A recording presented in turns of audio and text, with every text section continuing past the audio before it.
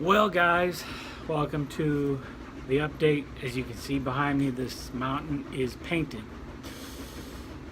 This will probably be a lengthy segmented update. It was one of those days, nights now. Lenny's doing his live chat right now, and I just decided to film this to get the day over with so I can post this later tonight possibly. Survive and adapt. As you can see, this started out good. I've been working on this for over a week, and the painting part of it, it started out good. That color looked good. That concept worked good. The black wash part was okay, a little bit too dark. I should have just done one coat of light wash and been done with it, and actually just left it like that, and this would have looked good. But then when I went with the burnt umber over that, it was just not good. It was dark, and I had to fix it there, or there wasn't anything I could do because I was going from light, a little bit darker, to dark. And once you go, you can't go back to light unless I spray painted it. But I did kind of put some. The color that I used was the same color I used for the layout top here. So I did that with a light wash. I explained that in here. I think it was a save. It's a little more red brown than I wanted, but it saved it. I think with scenery it's going to blend in good, so I hope that's the case. I think that will be the case. I think once I get scenery in and parts of it covered with ground foam and in there and trains running, I'll be happier with it, and I think it'll look good from the distance. In this video it looks pretty good, but yeah, I just think a little bit, I think I did the best I could do to save it. But I did have a good day. Ran down to the hobby shop, picked up my 2 locomotives, picked up my other GP38 Gimino, picked up my Illinois Central High Nose GP9. That looks fantastic. Once I get done with this area, I'll be back on here, get the yard cleaned up, and I may have an op session switching with it. It's a pretty cool little locomotive. I did pick up a couple things today. This nice Santa Fe hopper. That's going to be awesome. That's going to be great. And this red caboose coil car. He had it on sale, so this is pretty awesome. I've never seen this one, so I thought it was cool. I grabbed it. So I'll put that on my rolling stock. Also picked up a couple things for this mountain area, some turf, just dirt color, and some coarse turf to sprinkle around where I'm going to need it, because there's going to be some scenery on this mountain. There will be in some spots, and there'll definitely be some pine trees going up all over it in areas too. So once I get the bottom part painted the way I want, which I should be able to do that pretty quickly, it'll go up. I may just do some of that tomorrow with some paint too, but that'll be in the next update. So thanks guys, let me know what you think, good or bad. So just one of those days, you live and learn. So I think I did the best I could do to save it. So just let me know what you guys think. Watch the video. You could use maybe the first 2 methods I use. I think if you use the first one and that color, that like granite color, is what I wound up using. I didn't use that dark color, dark granite. I used a lighter granite, and it looked very good. And then I think if I just would have went with a light watered down black wash to bring out the details, then I would have been finished and I'd have been happy. But this is a save, so I think with scenery on it'll look good. So thanks guys, let me know what you think. Well guys, welcome to painting this mountain back here. I'm going to show you a method that I liked based on how it turned out and how his colors worked. I think will work perfect for this is CSX Mad. I will post a link to his video series. There's 3 of them should be on how he did his mountain and his rocks. That's how I'm going to do mine. So the first thing you start with is water. This is probably about an 8-ounce cup, cheap cup. I'm going to fill it up to about here, about 3/4 of the way full. Hopefully I've got enough water in here. Just a little more water.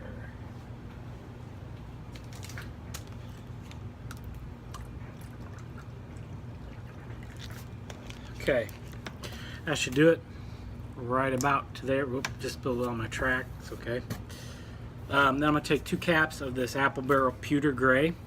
You can pick whatever kind of gray you want to use for the base. The color, entirely up to you, but this is how you kind of make a stain or a wash for it. So I'm just going to take 2 caps of the top, fill it up in here.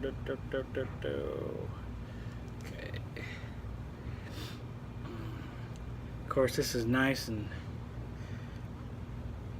runny, so you want to make sure you get it all in there. There's 1 cap and second cap.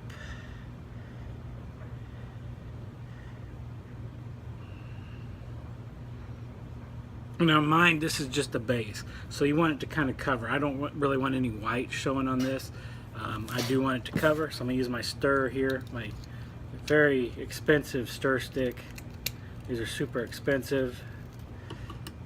Not really, just kidding. Gonna mix it up, see how this looks. I'm gonna add a little bit more. I want it to be a little bit more thicker, so I'm gonna probably add what would be about 2 more caps in here. Get it stirred up good.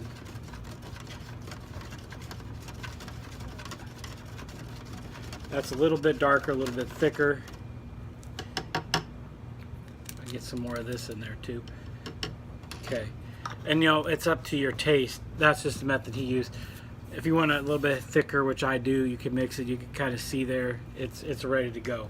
So before I paint, I'm gonna do one thing to the mountain. First of all, bring you a little bit closer. There you can kind of see it, and you don't have the glare. I apologize about that. So I'm just gonna take my cheap sprayer. I got this at the dollar store. Just gonna spray my first section down, because you want it to be wet, because you want the paint to stick to it. Give it a misting, which it will if it's dry, but it's easier for it to stick if you you wet it down. So stir it up a little bit. I've got a kind of medium cheap brush I bought at Walmart. I cleaned up the bristles before I used it, just kind of went like that with my hand. Make sure that I removed any extra bristles, because I don't want them sticking in the nice rocks we got here. So there we go. We just start putting it on just like that, just like a wash. I already see it's bringing out the valleys and everything in the rocks, and there's some dark sections in here too, which is even better, because it's going to look much more realistic. So yeah, I just keep painting the rock. This color works some of these dark sections a little bit, and so we'll just keep working it that way. And when I come back, I'll show you with the wash on there what it looks like. So stay tuned. Well guys, I have the base coat on this entire rock area. Just a couple things. I don't know why it got kind of dark in these areas. That's okay. I think when it's all said and done, that's going to give it a more realistic look anyway. This is a base coat. I'm going to go over and touch some of the white spots up, but I think it turned out really good. This is drying. I got a little on my river down here, not a big deal, because that's getting painted something else. So is all this down here.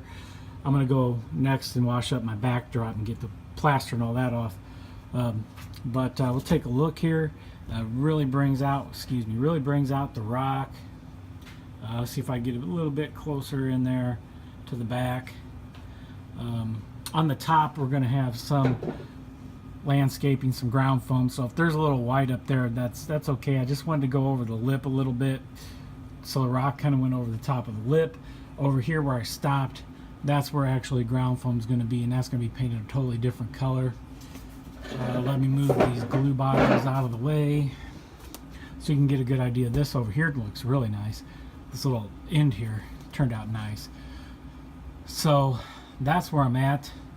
It'll be kind of touched up with the next step, and it'll get a little bit more detail to it, and then comes the final step where I add a different color to it. So stay tuned. I'll describe my next step. So stay tuned. We're getting there. Well guys, this is dry, so we're on to the second step of the paint. What I'm going to do now is give this all, including the rock area back behind the camera, is a light wash of black to bring out all the texture in the rock. This is the first wash in just light black mixed with water. Then there'll be a second wash of heavier black, and it'll go into like the cracks right here and right in here with the smaller brush. I have this small brush here, and I'll just go in and kind of highlight some of the areas with that. So I'm just going to put about this much, squeeze a little bit in here. A little bit of this will go a long way. Put about that much water. I want to kind of still be a wash. Use my brush. Of course, it's cheap brush, so we want to make sure get a lot of these hairs out of there. That's fine. Take my big expensive stir stick, mix this all in. And say it could be messy. Let's see how this looks. May have to add a little bit more water.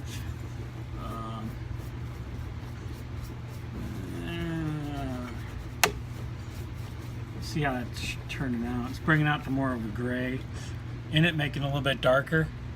So I add just a touch bit more water to this. All right, there we go. And so I'm going to paint away. I'm going to paint all this. We'll come back and I'll show you what this will look like along with the more highlighted cracks as well. So stay tuned. Okay, done with that step. You can kind of see in the cracks and crevices, especially these little cracks and crevices, how it darkened it up. It darkened it up in some spots. It really darkened it up down here and in here, definitely over here in the big crevices. On the other side, you can't see back in there. It's going to be a hard angle to see, but it definitely did what it was supposed to do in the cracks. It turned out a little bit darker than I liked, but over here, it lightened it up, darkened it up, brought out some of the detail in the rocks. It did that. So next step is the final step in giving it that color. I know this gives it color, but it's going to give it a brown color to it, but I have to let this dry for a day before I get to that.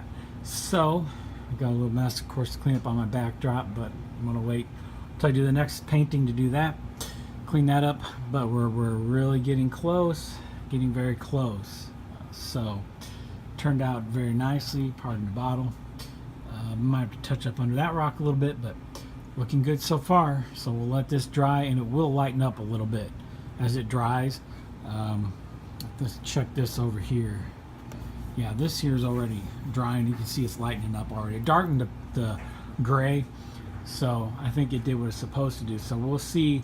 The next step should add a nice rusty brown, burnt umber is what I'm going to use, washed down to bring out the red in these rocks and give it some brown. So stay tuned. We'll go to that last step. Well, I gave this time to dry, and I went through and did a little washed out burnt umber. It did add some brown to this, but I'm not liking this. I turned this really dark down here. This, I don't like this at all. I think what I should have done, if I could rewind, was do what I did in the last step, but lighten it up a little bit more. Like see here, it was a little bit more washed down, and I think that looked perfect.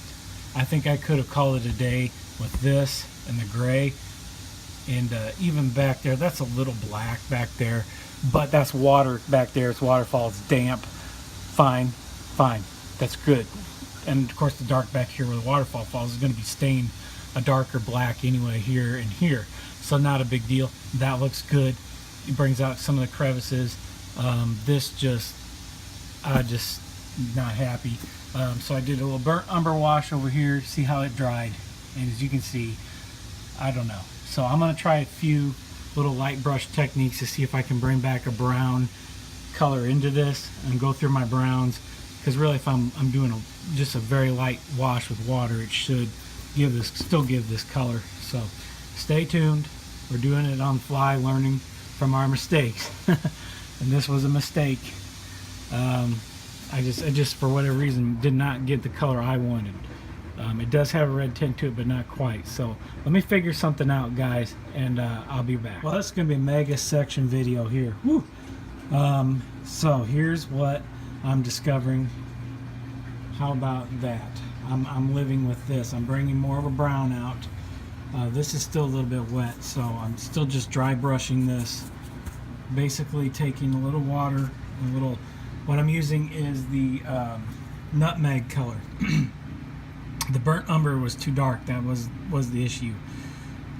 That wash was a little bit darker. The second level paint, or the wash with the black, was a little bit heavy than I wanted, and that's what made this darker. So it didn't bring out that burnt umber was also dark, so it didn't bring it out. So I'm putting more red in here. As you can see in the light, this looks a lot better. Now the problem is doing so many wet coats. You see this? You're going to come back to your. It's going to rub all coats off. You're going to come back to your plaster. But I think this brown's covering those spots up okay. And on the black, like up here, this looks okay. So I'm just going to basically take a very little light brushing to it. See, like that? Oops, I better get it in focus here. Like that. And now it's got a little darker brown to it. That turned out perfect. This has turned out nice. This is going to dry a little bit more browner, but it's fine. It saved it, I think. So we'll see what it does over here. So I'm going to go continue on with this technique, and it's going to take a while, especially this is the biggest part. If I can bring out a little different browns, it's okay. That saved it. So I do have a little more brown in here. I like this a lot better than I did before. So with that being said, I'm going to go on and continue this method. I'm still leaving some gray patches like this and some gray patches here and there, because it's dark like washed, like nature did that. So we're going to leave it that way. So I'll continue on. I'll be back and we'll see how this looks, and that should do it, hopefully. So stay tuned. Well, this is, I think, a save. I mean, not quite what I wanted to turn out, but it did turn out much better than where it was going. I'm more happier with it. Looks more like a red rock. The back here, I'm not too worried about this waterfall. Like I said, I'm going to stain that a little bit darker anyway, because water's rolling down it, so it's going to be more black. I think it turned out really well back here in the corner. I think there's areas where it turned out really well. This was in that rock there, but I think overall it kind of saved it, gave it some nice brown texture to it. Oops, sorry, through the finger. That over there turned out okay. This rock wall did okay. It's a dark red color, red rock, like I said. Saved it. I think it turned out okay. So not quite what I was going for, but I did get it to save and put some brown red color in it. So we'll see when it dries what it looks like, but I think it's going to look okay. It should dry a little bit lighter. So that's a plus. So for this update, that's it.